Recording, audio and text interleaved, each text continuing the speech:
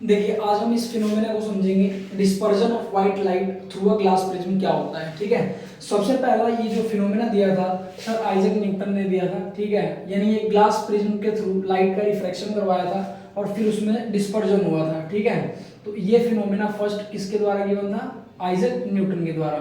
देखिए इसमें क्या होता है कि जब लाइट, हमने पढ़ रखा है पहले रिफ्रैक्शन और रिफ्लेक्शन चैप्टर में, कि जब लाइट रेयर से डेंसर मीडियम जाती है या डेंसर से रेयर मीडियम जाती है तो उसका जो पाथ होता है वो क्या हो जाता है? चेंज हो जाता है। ठीक है, जैसे बेंड होती है लाइट, तो मान लीजिए कि ये प्रिज्म है। ठीक है, और इस प्रिज्म से,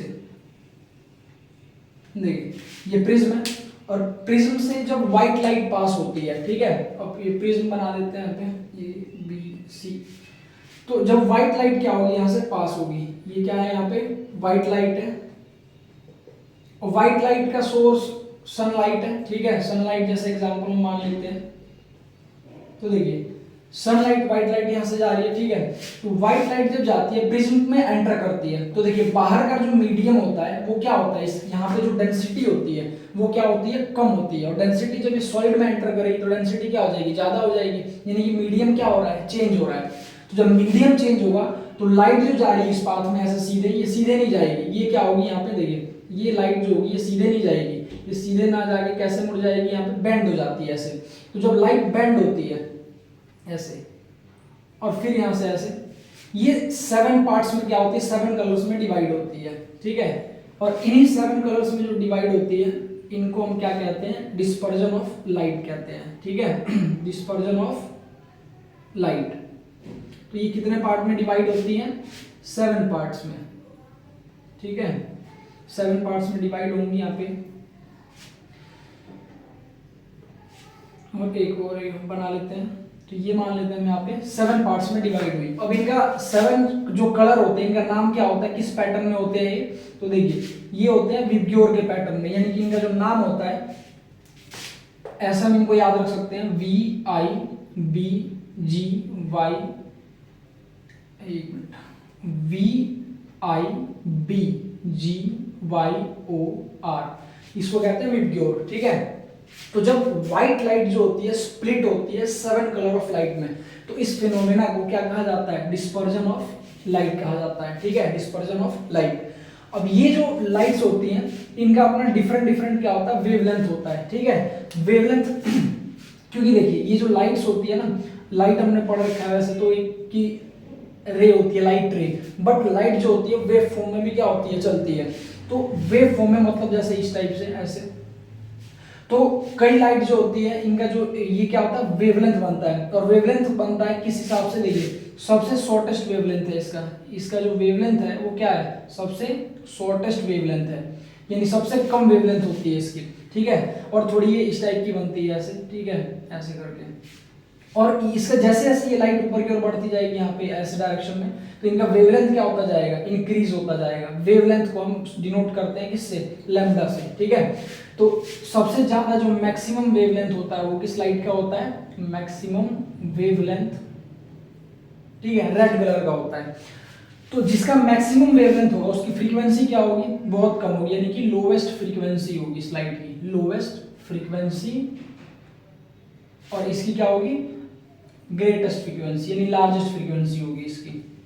तो फ्रीक्वेंसी यहाँ पे क्या रहेगी? लार्ज रहेगी। ठीक है, तो समझ में आया कि ये जो डिस्पर्जन होता है ये क्या होता है। ठीक है, तो डिस्पर्जन ऑफ लाइट क्या होता है? व्हाइट लाइट का स्प्लिट होना कितने पार्ट्स में? 7 पार्ट में। अच्छा, इसी कलर बैंड्स को, ठीक है, 7 कलर के जो बैंड बनते हैं यहाँ पे, इन्हीं को हम क्या बोलते हैं? स्पेक्ट्रम बोलते हैं। क्या बोलते हैं इनको? Spectrum of colours. तो स्पेक्ट्रम वर्ड इसलिए बोला जाता है क्योंकि ये जो कलर्स होते हैं या कि कोई भी जो चीज होती है उसको जब हम एक इंक्रीजिंग या डिक्रीजिंग वे में लगाएं, ऑर्डर में अरेंज करें, उसको हम क्या बोलते हैं? स्पेक्ट्रम बोलते हैं। ठीक है, तो ये अरेंज ऑर्डर में है, इंक्रीजिंग वेवलेंथ और डिक्रीजिंग फ्रीक्वेंसी की वेवलेंथ में। ठीक है, तो इस फिनोमेना को कहा जाता है डिस्पर्जन ऑफ व्हाइट लाइट।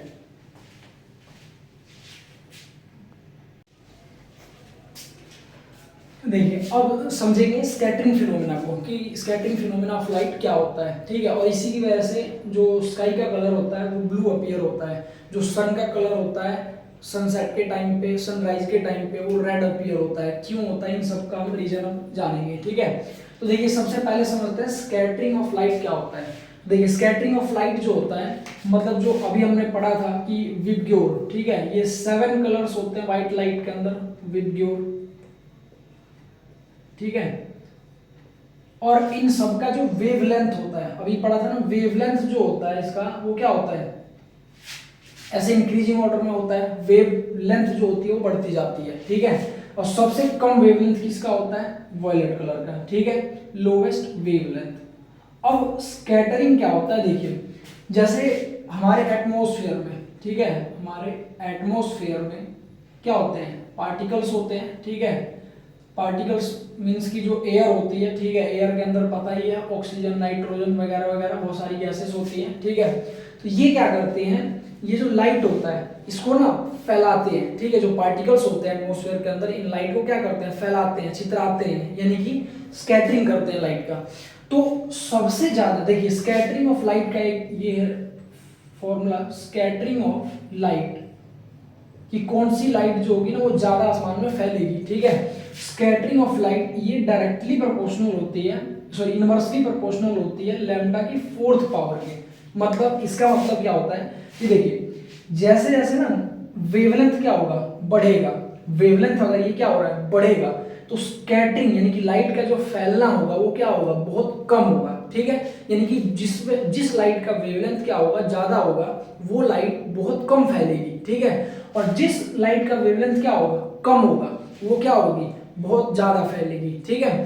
तो देखिए यहाँ पे ये जो वायलेट लाइट है, ठीक है, इंडिगो लाइट है, ब्लू लाइट है, इनका जो वेवलेंथ है एज कंपेयर टू इन लाइट्स के वो क्या है, बहुत कम है। तो वेवलेंथ जब कम होगा तो यही जो कलर्स होते हैं ज्यादा स्काई में क्या होते हैं, फैलते हैं, और बाकी ये कलर्स जो होते हैं क्या हो जाते हैं, स्कैटर्ड अवे हो जाते, मतलब ये जो होते हैं ज्यादा नहीं फैलते कलर। तो इस वजह से जो स्काई का कलर होता है वो कैसा हमें अपीयर होता है, ब्लू कलर अपीयर होता है, ठीक है। ये एक रीजन है।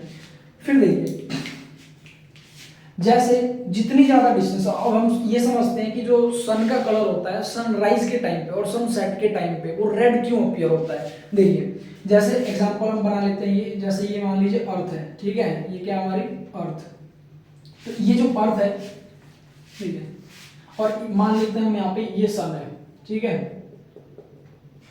तो यहाँ पे देखिए ये जो सीधी वाली जो लाइन होती है पूरी ये वाली, ठीक है, इसको हम क्या बोलते हैं, हॉरिजन बोलते हैं, ठीक है, हॉरिजन यानी क्षितिज बोलते हैं इसको।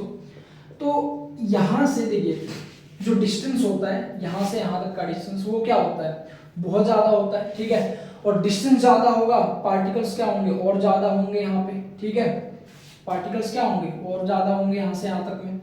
तो जब हम सन को यहाँ से देखते हैं तो ये रेड अपीयर होता है, ठीक। और क्यों, क्योंकि देखिए बाकी जो कलर्स होते हैं जैसे ये VIB, ठीक है, ये वाले जो कलर्स होते हैं VIBG, ये सब ये जाते जाते यहाँ तक क्या हो जाते हैं, पूरे स्कैटर्ड अवे हो जाते हैं, ठीक है। ओनली हमें कौन सा कलर यहाँ पे दिखाई देता है, बस ये दोनों का मिक्सचर, ऑरेंज और रेड का, क्योंकि इनकी जो वेवलेंथ है वो क्या है, बहुत ज्यादा है।